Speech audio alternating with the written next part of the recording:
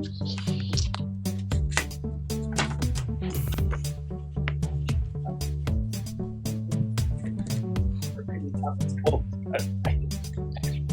on.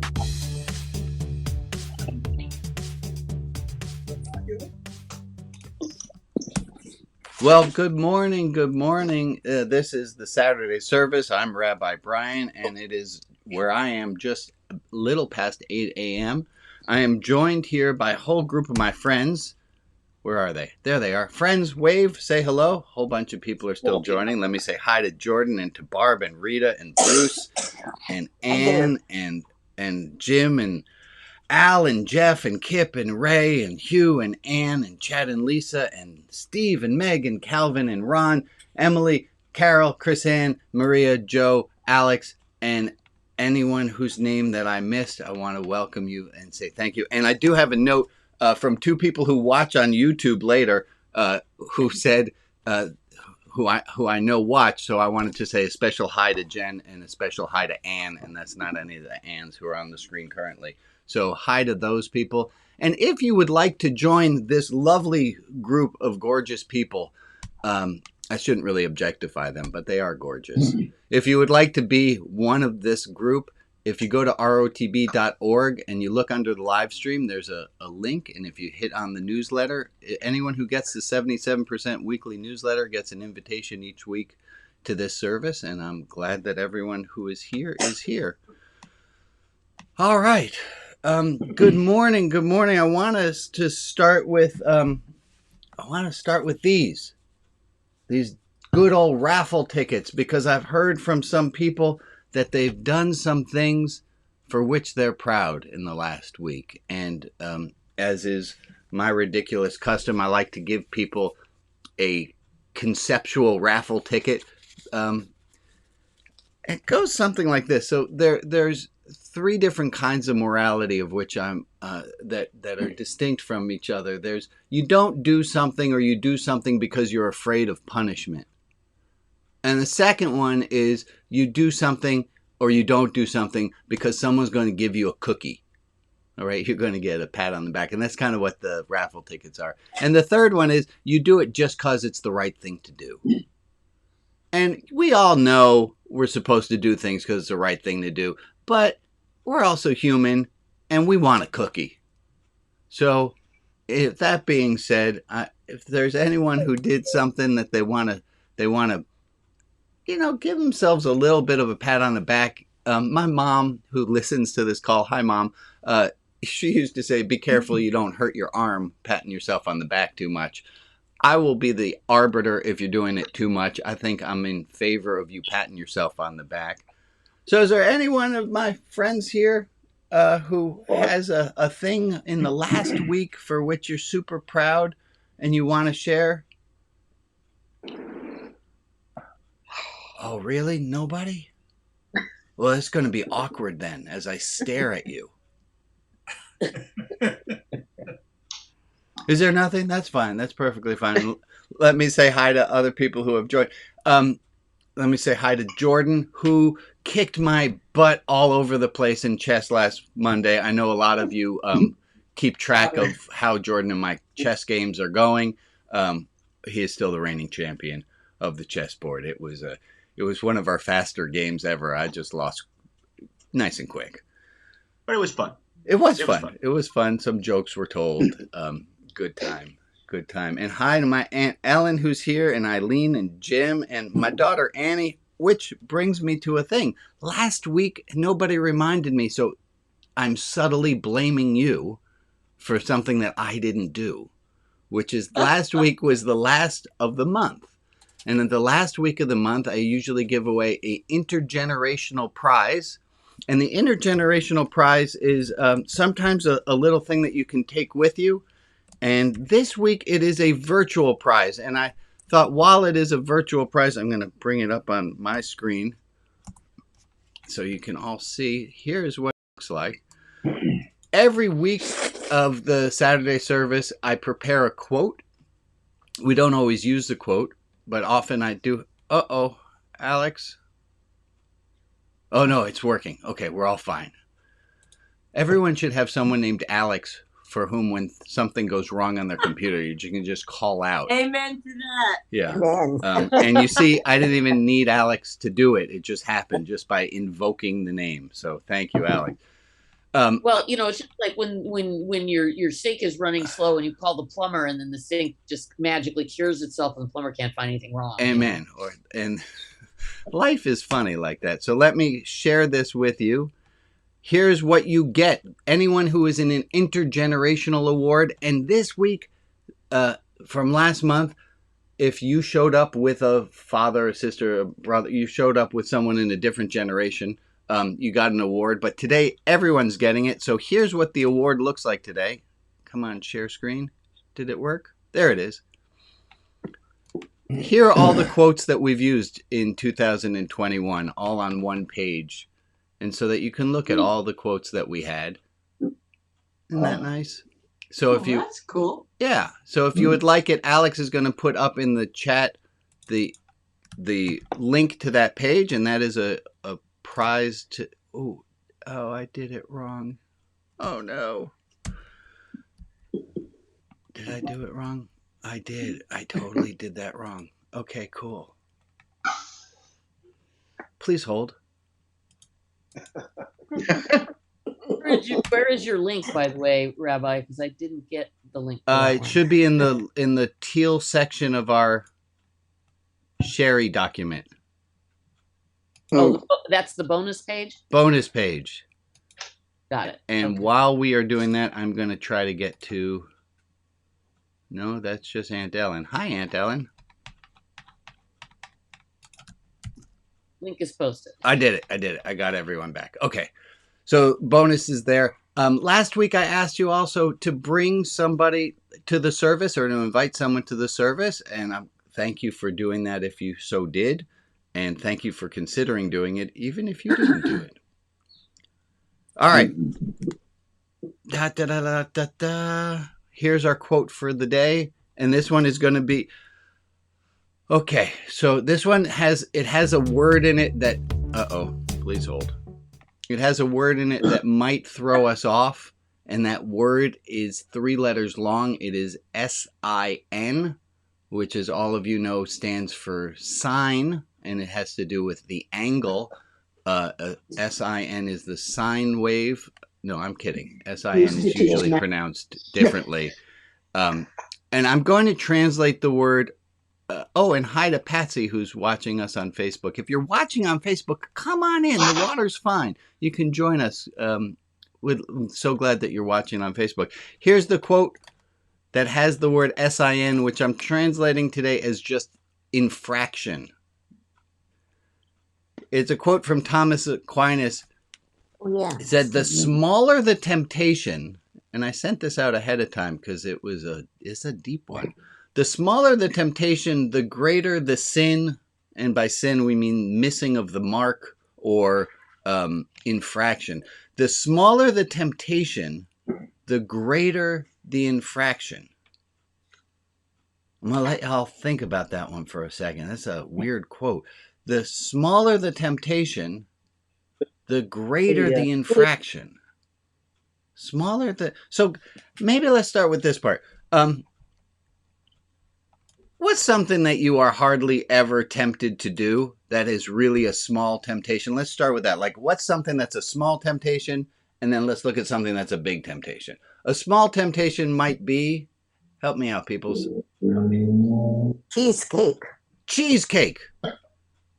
Small temptation might be, no, cheesecake is a big temptation. All right. Cheesecake is a really big temptation for a lot of people. Not for Rita. Rita has got the willpower on cheesecake. But for a lot of people, cheesecake is a great temptation. A small temptation, what might be a... Small temptation would be like doing something awful to some politician you can't stand. Yeah. No. That's a biggie. But okay. Even a pack of gum. It's something you're very unlikely to follow up on. Yeah. Shoplift. I'm with you. So you're hardly ever tempted. Oh, wait. We got way many voices happening all at the same time, which is part of the fun. I want to hear what you have to say. Shoplifting. So a great temptation might be cheesecake.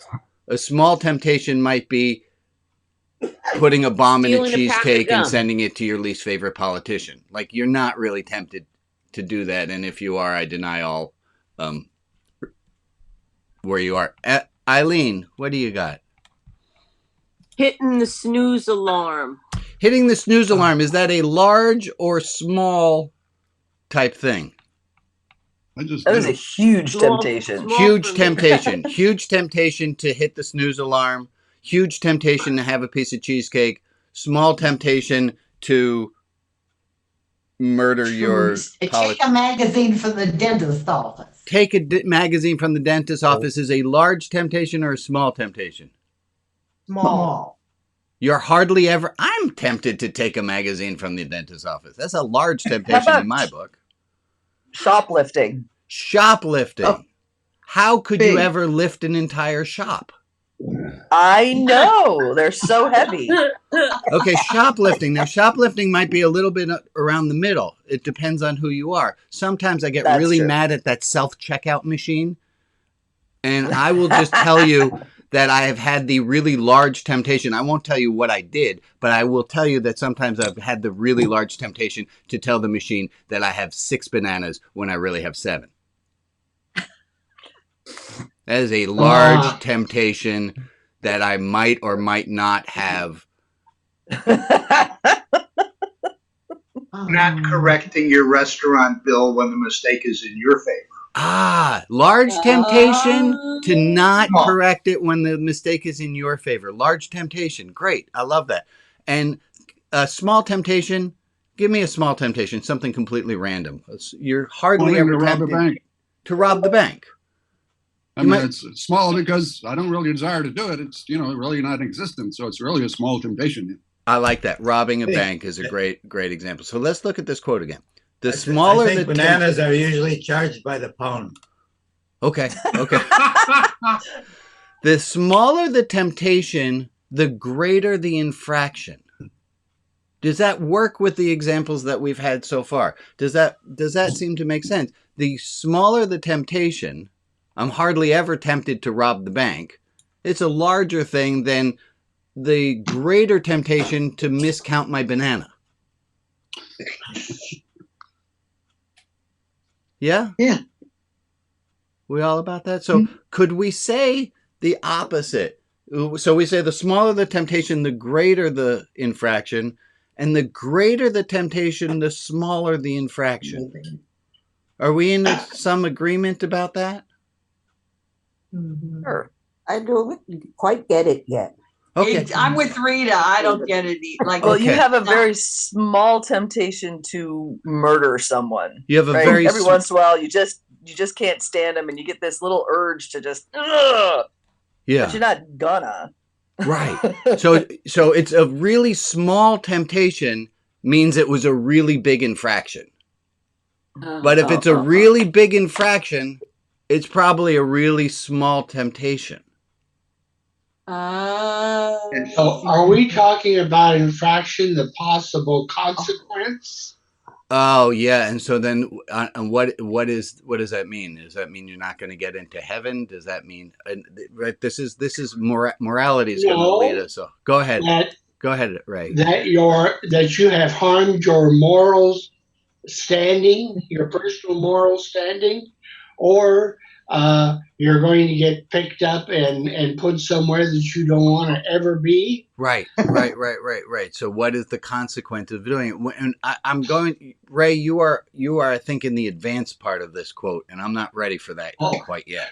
Sorry about that. That's all right. It's all right. And also, ticket goes to Rita for asking when she didn't understand. Because, that's fantastic. That's feedback. That's part of why we do this live, is so that I get a chance to know if what I'm saying makes sense to you. So Rita, thank you for having asked that.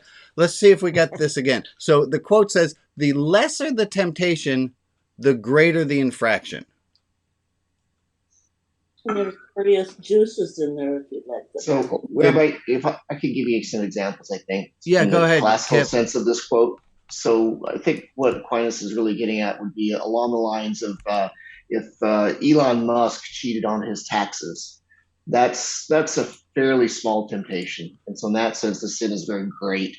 If you've got someone with a family full of kids that doesn't have food, and they swipe a bag of rice from the back of the store when no one's looking, that temptation is enormous. So that's really a the kind of so let me go through that again. He's talking about. Say that again. So the larger the temptation, Elon Musk cheating on taxes, Elon Musk cheating on taxes is a very small temptation. He doesn't need it. It's irrelevant. Doesn't add anything to his life, really. Small temptation. Small temptation. Big infraction. Huge infraction. And the rice? The rice, you've got a family guy or a mom who's got people who are hungry, kids who are hungry. The rice High is sitting temptation. there in the back of a big store. Yeah. Huge temptation. Not a lot of sin. Right? There's mitigating factors in Aquinas' philosophy about this, and it's very Catholic. It's Catholic. Yeah. So the idea. So and Kip, you and I might or might not have had some conversation about this quote ahead of time because I was having a rough time, and so I thank you for. You think? Well, we did. But I love your example. I love your example that the larger the temptation, right, for stealing the rice, that's not a big deal. Get over it. That was necessary, as opposed to Elon Musk pocketing $150. That's not necessary. That's a problem. Steve, what do you got? How are you going to add to us? I'm coming from a different place. Okay.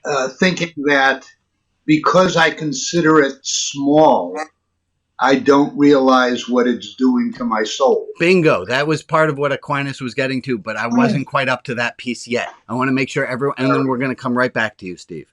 Let me make sure that we all understand the first half of it. We all need to get this first part, that the larger the temptation, the smaller the infraction. And I think we might be able to look at it this way of, you know, that thing that you were just tempted to do and you might have done, which you had this great temptation to do? Maybe that's not such a big deal. Maybe you can forgive yourself. Because you didn't do anything that was of a great infraction. How do I know that? Because you didn't have the lesser the temptation, the greater. You weren't tempted to do something horrid. The thing that you did was pretty small because you were hella tempted to do it. I'm going to keep that for a second and let's get back to Steve's idea. Steve, can we come back to you now? Sure. Go ahead. Now tell us where you were going with this. Well, I have 51 years of reasons to want to kill my wife. And she has 51 years of reasons to want to kill me. And that's a pretty big thing, and neither one of us are going to do it. But to take that magazine from the dentist's office, to not return a few cents of extra change at the grocery store, all of those little things that I'm ready to dismiss because they're small, really are leaving smudges on my soul. Aha. In a powerful kind of way that I'm not recognizing because I'm minimalizing. And that's also part of what Aquinas was saying. It's that those things, and now this is the opposite of what I just said. Those things for which we're willing to really forgive ourselves, those are the big mistakes. Because those are the ones that we're being not judged upon, but those are the ones that really count. Okay. All right. Fine, people. I am going to go over to the manager at the supermarket and I'm going to give him $1 for that extra banana. Because I can't otherwise. So it'll cost the $5 to make a change to the account. So why do it? I think I need to do it because I've admitted this to a whole group of people, and we're watching you. Part of that is I want to sleep well tonight. Well, next time you buy bananas, just leave one behind and just put I could do that. I'm gonna give them the extra 81 cents. 71 cents on that banana. All right, Annie, now you know. Don't eat the bananas at the house. One of them's been... one of them is the immoral banana. Okay, anywhere else we want to go with this quote? Well, I'm thinking that go ahead, Ray. To make small sins, even when they smudge our soul or whatever we look at, it's sort of human. Yes, it is. And so we have to forgive ourselves for being human. I'm on both sides of the fence on that one, Ray. Right? Let's forgive ourselves because they weren't really big deals, but on the same time, let's try to be impeccable. Al. Yeah, realize what you've done and learn from them and don't do them again. Amen. Al, I think you also have to forgive yourself for the big ones.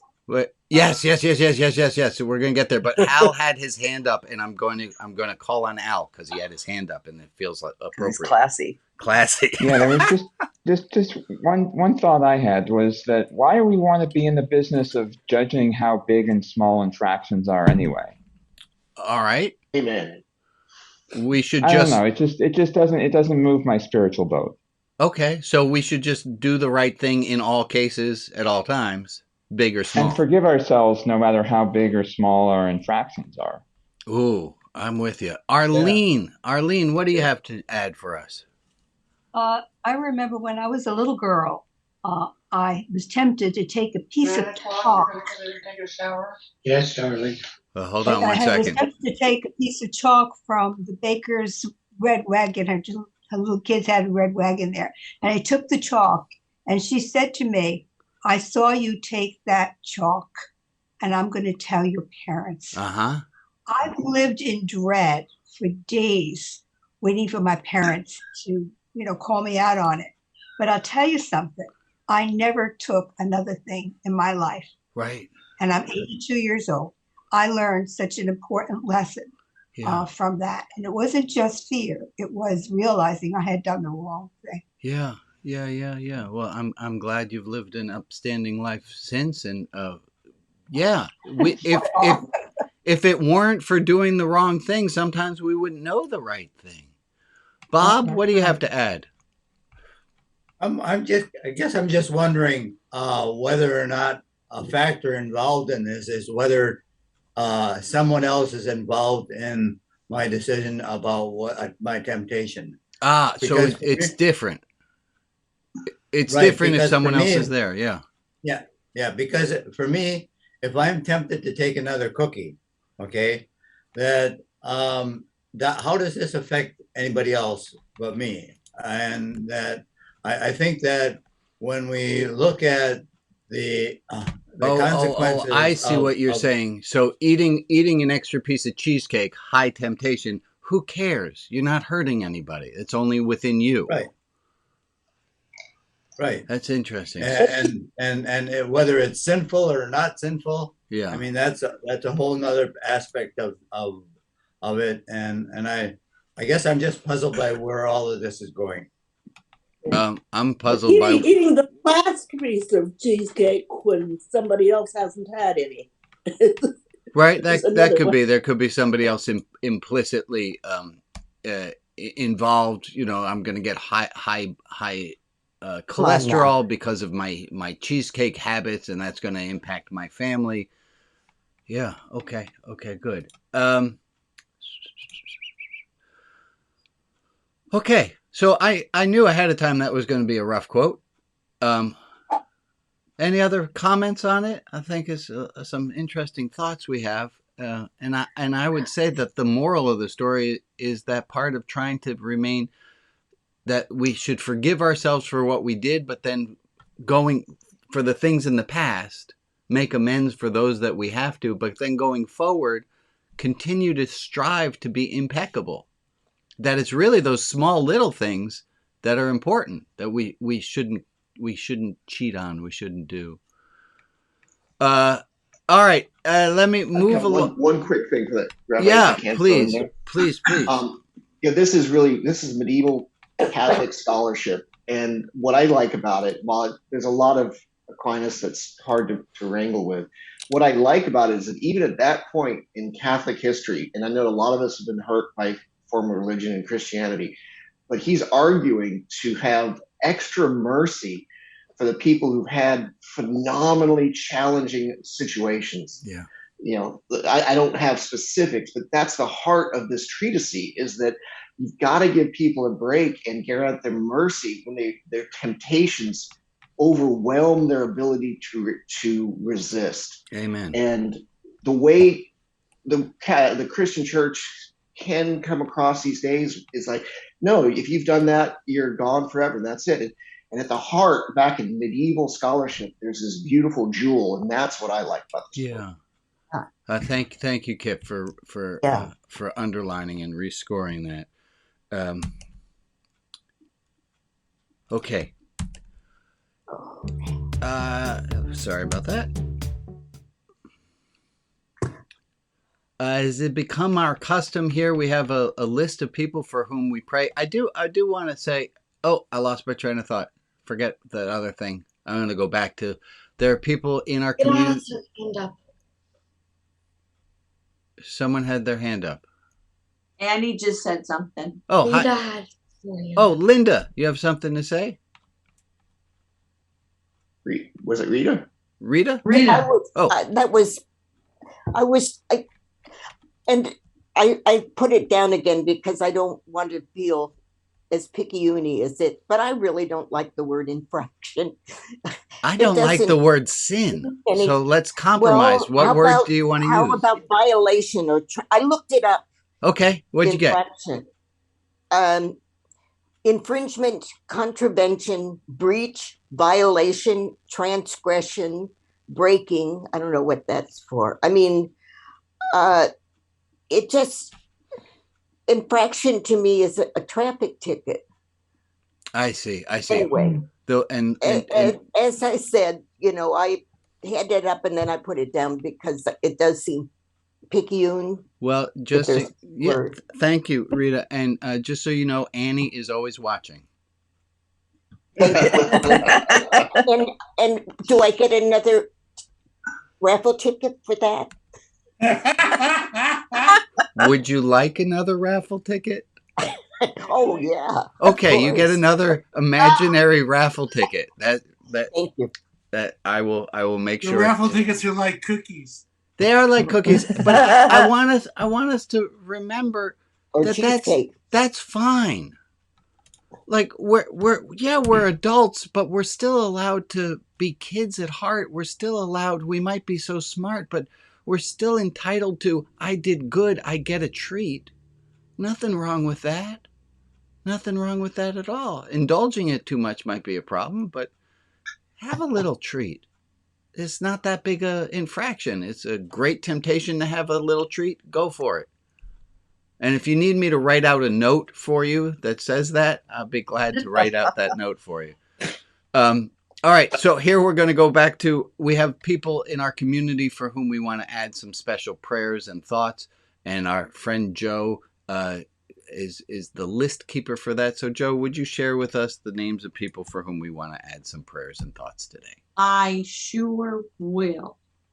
The list this week is Ken, Joe, Chad, Derek, Derek's son Ian, Betsy Morrow, James Wilson, cousin Amy, Ann, Martha D, Joe L, Abbas, I think, Margaret, Carol, Eileen, and family and friends that all just tested positive for COVID. Oh boy. And Abby, that is Steve's daughter. Amen. Amen. We're going to take a minute of just silent time to just focus our thoughts, prayers, our thoughts and or prayers, or our thoughts and our prayers for those people. And we're going to go from when the clock above my little head here goes at 40 seconds, we'll go for 1 minute.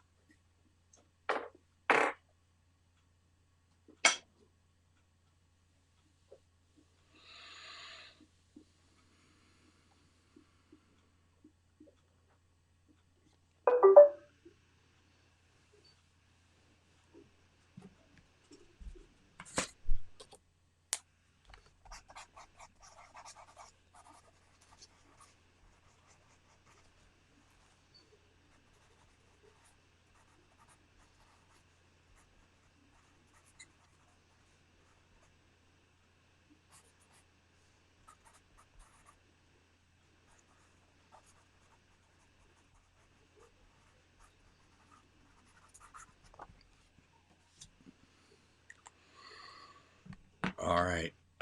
Thank you for that moment. I have a few announcements that I would like to make. The Religion Outside the Box. Oops, wrong page. There we are.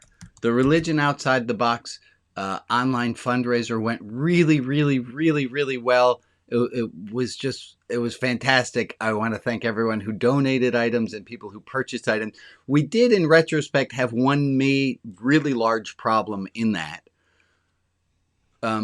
People were really too nice in the auctioning and kept posting things like, "Oh, you bid $30. I don't want to outbid you. You have it." I didn't foresee that you all being so nice and kind was going to not raise as much money as we could be had you all been cutthroat and mean. So I'm kind of proud, but next year I want to see blood. I want to see like, no, I'm like an extra, just jack up them prices. Anyway, congratulations to everyone who won things, and thank you all so much for your donations. Fundraising's been going. That was a really fun fundraiser. Other announcements. Hey, I'm working with some kiddos about their own coming of age religious autonomy ceremonies. And I have this thought, because in the Jewish community, at least, we have bar bat mitzvah at the age of 13. And then often for adults, there's an adult education and they do like an adult bar mitzvah. And I thought, well, maybe there's some people out there in Religion Outside the Box land who want to do something as an adult to reaffirm their own commitment to their spiritual path without claiming a specific one. I don't know exactly how that's going to work, but if you're interested in being part of a adult coming of age religious autonomy name to be decided ceremony, would you please send me an email, let me know, and I would love to help figure out what that would look like and make something happen. Other announcements. Shekhinah group is meeting. If you want to be one of the people who talks about the God word with the group more, please put your name in the chat if you're not already in that group, and our friend Rita will help to join you into the Shekhinah group. We have an announcement from Kip. Kip, would you tell us a little bit about a talent show? Sure. We are trying to get a talent show and a theater piece set for mid-February. Rita has got 2 plays that she has put together and is producing. And amongst presenting these 2 short plays, I think one's 10 minutes and the other's about 15 minutes long. Is that right, Rita? More like 14 and 14. Okay, fair enough. So amongst these 2 14-minute productions, we'd love to have some other acts, some other performances. We have a few folks who volunteered to do some music, and if there's anything anyone else would like to do, we're going to try to close out the the gathering process in early January. So we have about 6 weeks to get something together. That's and wonderful. a date to be decided. Thank you. And I don't want to volunteer anyone, but I do happen to know that there is somebody on this screen right now who plays the saw. Heck yeah. And that person might also wear tie-dye often, not to name names at all. Nice. But you play the saw? That's cool. Do it. Do it. Okay, I guess I'll sign up for that. I'll pick out a Talking Heads piece or something. Nice. Yes. Yeah. Thank you. There's a subject in the clubhouse for the talent show. You can just sign up any information. All the other information will go on that topic in the clubhouse. Thank you, Kip. Thank I you. got him. Thank you very much. Ron, I didn't even know that was you. I mean, that's just an amazing coincidence. So thank you for that. You do. I want, so this is a little tangent, but I want to add this one in. I read recently, I was rereading Marshall Rosenberg's Nonviolent Communication, and he makes this clear, and I've been trying very hard to do this, that the distinction, watch this, the distinction between a request and a demand, what's the difference between a request and a demand, is in the reaction of the person who is requested if they feel like they were allowed to say no. What you ask someone to do is only a request if they feel like they could say no without impunity. So I've been really trying, and I've been feeling good about it, of being able to say to someone, hey, Ron, thank you for doing that, and you have all rights to say no. And I've been adding that in at the end of my request to let people know this is, well, I would really hope that this comes off as a request, not as a demand.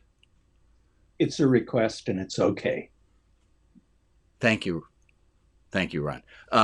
So if you want a little spiritual, religious homework practice assignment, this week, try that. Try hearing when you ask someone to do something, hey, honey, would you take out the garbage? Is that a request or a demand? It's a request because you said, would you? No. I've tried that one, and we were in couples therapy for that. Universal we story. Consequences. Yeah, there's some consequences. That goes under the universal we of you're going to do this, and I'm just asking you nicely. Right. It's the iron fist being covered in a velvet glove. It's still an iron fist. Okay, so I think there's three. Go ahead, Alex. There's a request. Yeah. There's a demand. Uh-huh. And then there's voluntold. I think voluntold might be kind of a demand. That sounds like a demand. It sounds like a nice demand. All right, so let me move us along. Let me see what my other. Oh, that's our next little topic. Any other announcements that any of you have? If you want, Tuesday, 11 a.m. my time, meet in this exact same room. We're glad to have you. We had a great discussion last Tuesday, and we went into the God word pretty hard, and it was a really lovely discussion. We also talked a bit about wisdom. It was really a lovely, fun discussion. That's Tuesday. Every weekday at 2 o'clock my time, if you would like to join me for the most boring things streaming on all of the internet, I sit and meditate for 20 minutes every day at 2 o'clock. And if you're looking for a little bit of company in just sitting, it's a fun, fantastic time. No, it's not. It's meditation. It can be really hella boring, but it's. I don't know. I like doing it. It makes me. There's been a lot of really. Well, you know what? This is there's a newsletter that's coming out on, it's either this Monday or next Monday that talks a little bit about meditation in there. You'll see that. I don't need to say anymore. Other announcements. We're good. Let me bring you to this topic. Today is Hanukkah. If you want to know how to spell the word Hanukkah and you are still, this is one of the questions.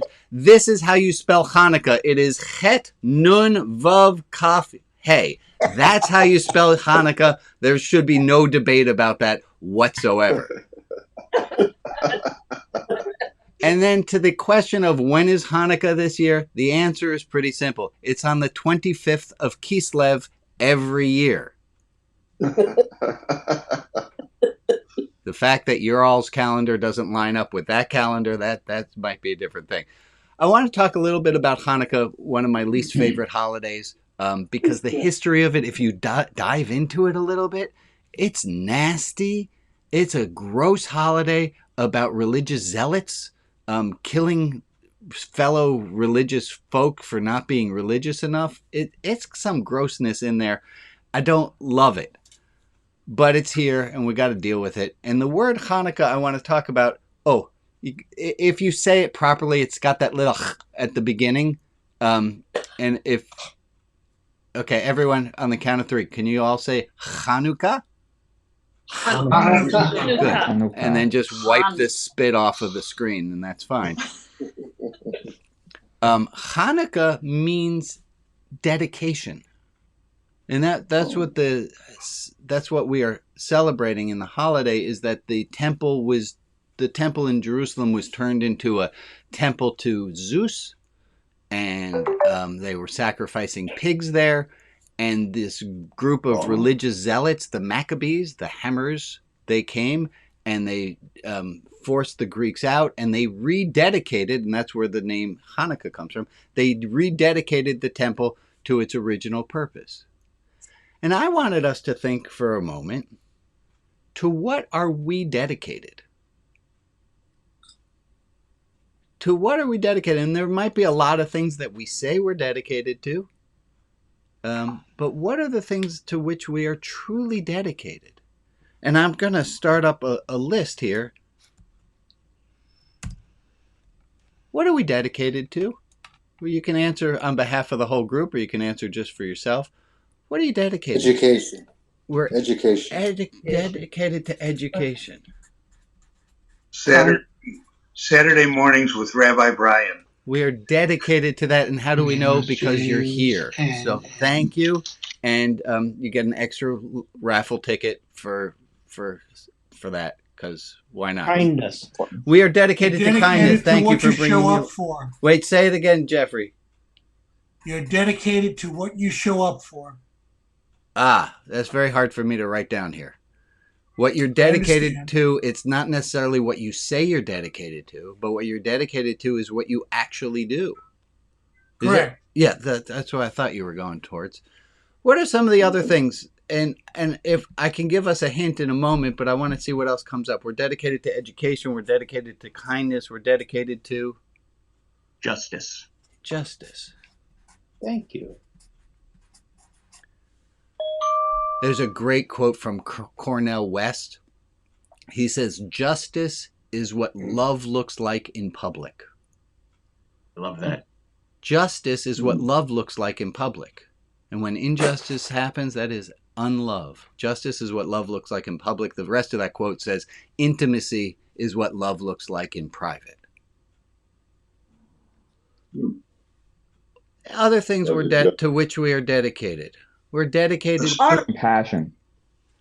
I got two answers. Both came at the same time and I missed it. Al and then Betsy. Compassion. We're dedicated to kindness, compassion. Betsy, what do you have? Art. Ooh. We're dedicated to art. The search for truth. I'm going to add beauty in here. Truth. Oh, tangent. Hold on, because I can't not do this, because this just came up naturally here. Do I have it still up here? I might have to recreate it. Here it is. Oh, that's really hard to see. It's still really hard to see. So I had this thought while I was in the stained glass studio, and I wrote it down on a piece of glass, and that's where it is. You might not be able to see that very well. So I'll just rewrite it. There's no point. I wrote this. Art goal is beauty. Science has the goal of truth. Spiritual religious has a goal of God. And the same way that we can't define this and we can't define this, we can't define this. And the same way that this is infinite, this is infinite, this is infinite.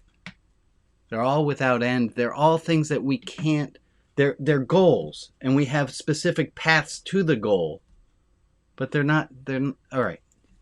Yay, done with that idea. But there were 2 out of the 3 here on the page, so I had to go for it. We have art in order not to die of the truth, is a quote. We have art in order to not die of the truth. I don't know what it means. It is a quote. I don't know what it means quite yet either. I might have to think about it. That feels so true. It does feel true. I still don't quite understand what it means. It does feel real true. I can't explain it, but it feels so true. I'll give a lecture on it one day. Oh, everyone come back next week. Sure. So I'll talk all day about that one. Here's the other things to which we're dedicated. I think. Yeah, go ahead, Carol. I think your presentation of Hanukkah leaves out the importance of the growth of light. Oh. This is the dark of the year. It's a solar holiday, and each day you add an additional light, and we are all trying to increase the light in this world. I love that, Carol. Bravo. That we're all dedicated to the light, to truth, to art, to justice, to kindness, compassion, to education. Can't believe we didn't have love up there already. We're dedicated to love. That's not the same as love. Oh, that's limiting love. What is? I'm sorry. What is? You're saying justice? No. Justice was sorry. That was a separate. I was feeling like I was running out of space, so I just put the heart there where I had space for it. Okay. Yeah, love goes all over the board here. Thank you, Rita. Finn and Gord have Earth. Earth listed in the chat. Earth is a worthwhile thing to be dedicated to. We're dedicated to the Earth. Yeah, I think that is a worthwhile cause. Dedicated to survival. Yeah. We are dedicated to ourselves. Well, Chaim. We're dedicated to life and life itself. Life. Chaim. I'm going to add one in.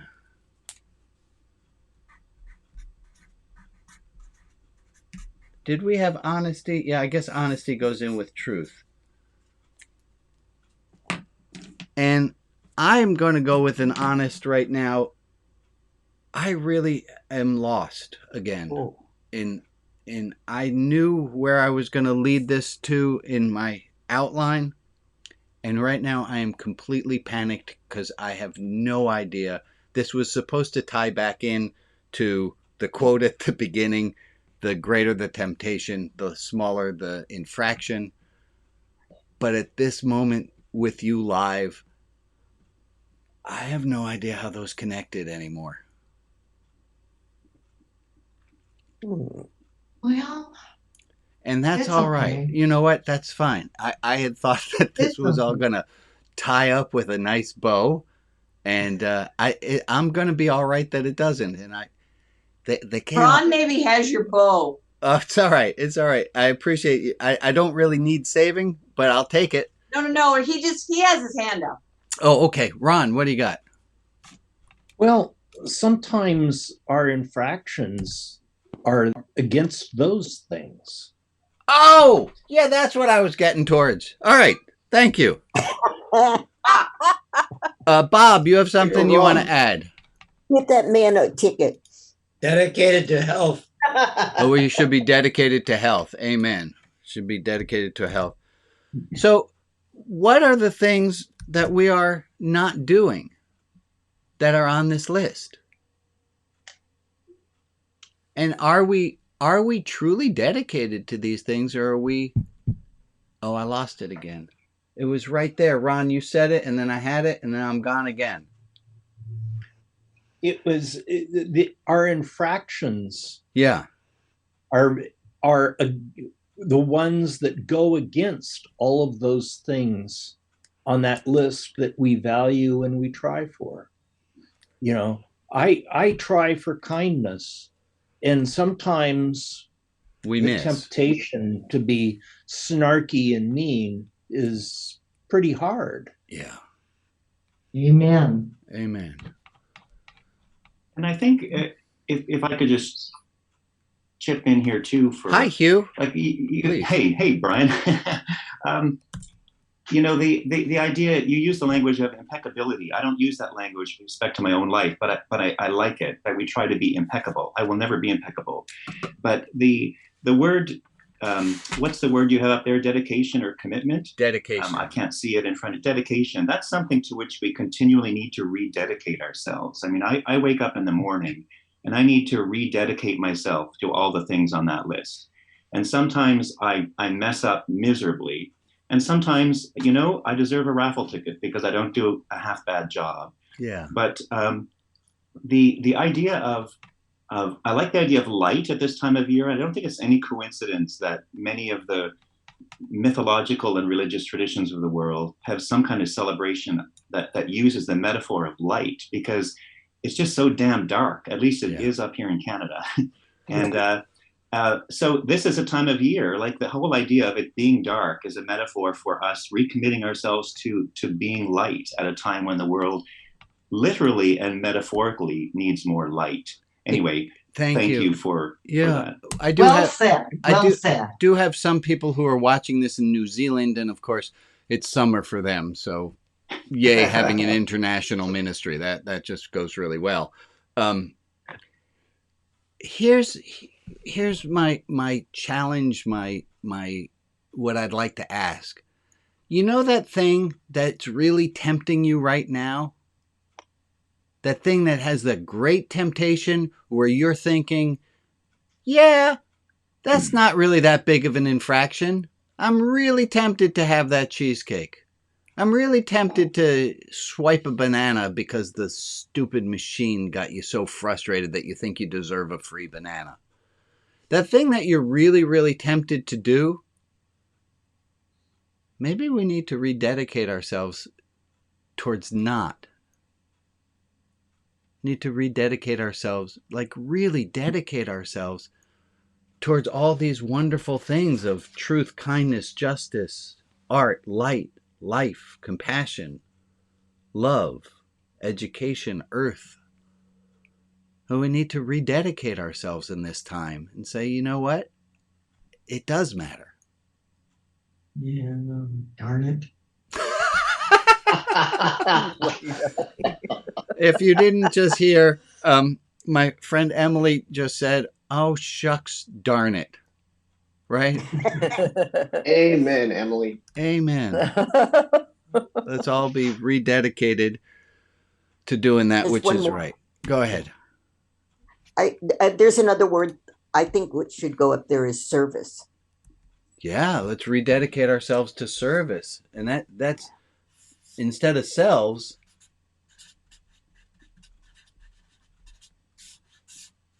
let's rededicate ourselves to others. And then Gord put in the chat, hope. Yeah. Hope. We had a lovely discussion about hope. It was last July. That was a long, long time ago.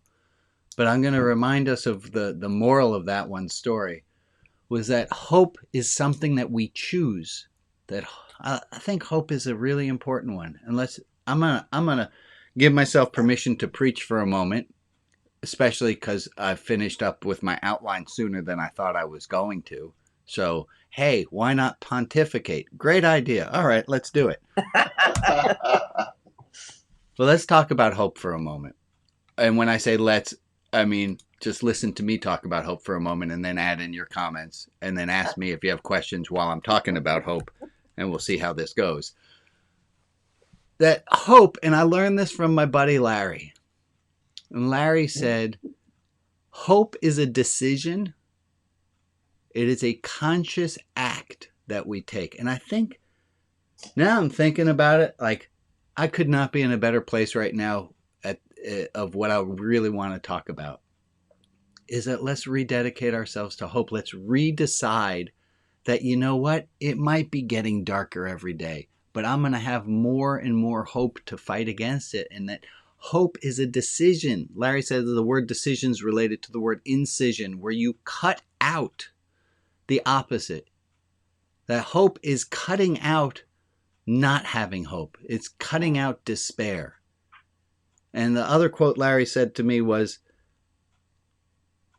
I would rather have hope and occasionally be wrong than have no hope and always be right. Really?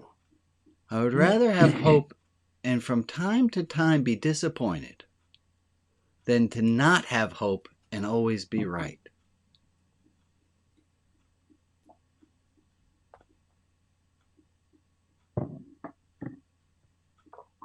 Yeah.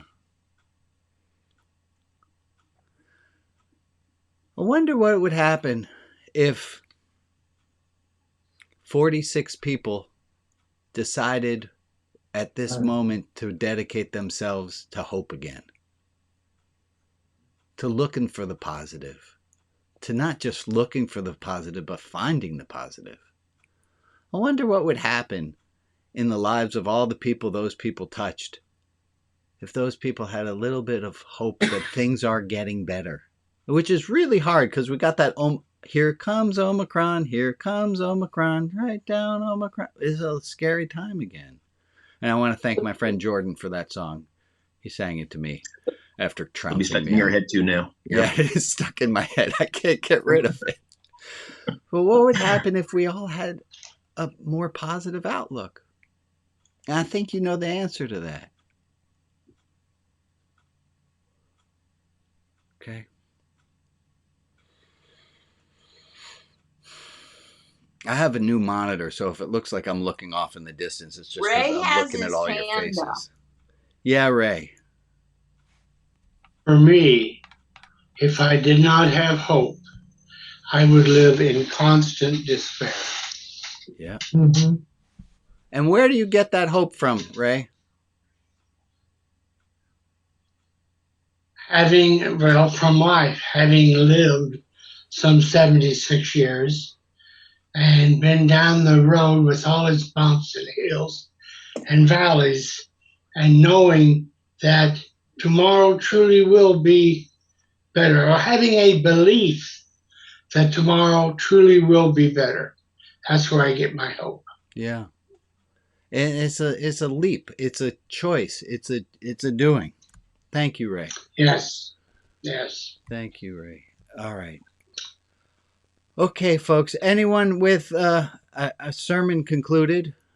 Anyone with other comments or thoughts? We will stick around for a second hour. Those of you who want to stay for a deep dive, Kip and Al are usually there moderating, making sure that goes well, or stick around.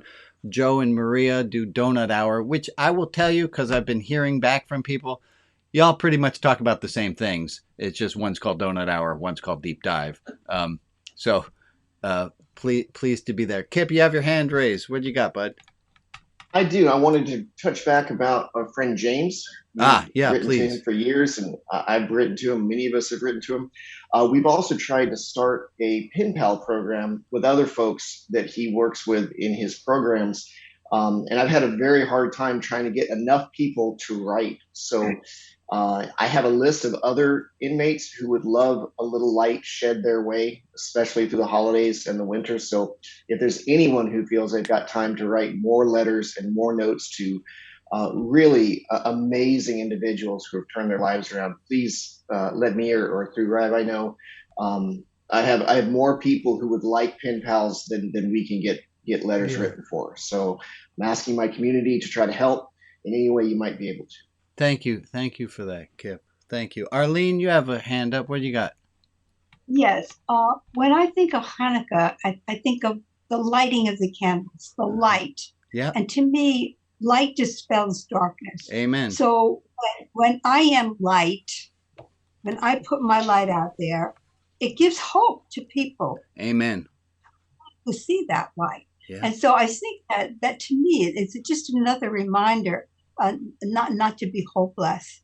Amen. But that light does light shines, and it shines from us. And when we do the things we're dedicated to, all those good things we listed there, these are the things that are witness to the world. Amen. Arlene, I think that's beautiful last words. Let's end with that. And I'm going to thank you, Arlene, and I'm going to thank all the rest of you who are here. I'm going to ask you to do a little bit of waving and say goodbye to each other, and we'll be back next week. And please stick around for donut time and deep dive, and if anyone has poems to share, poetry room as well.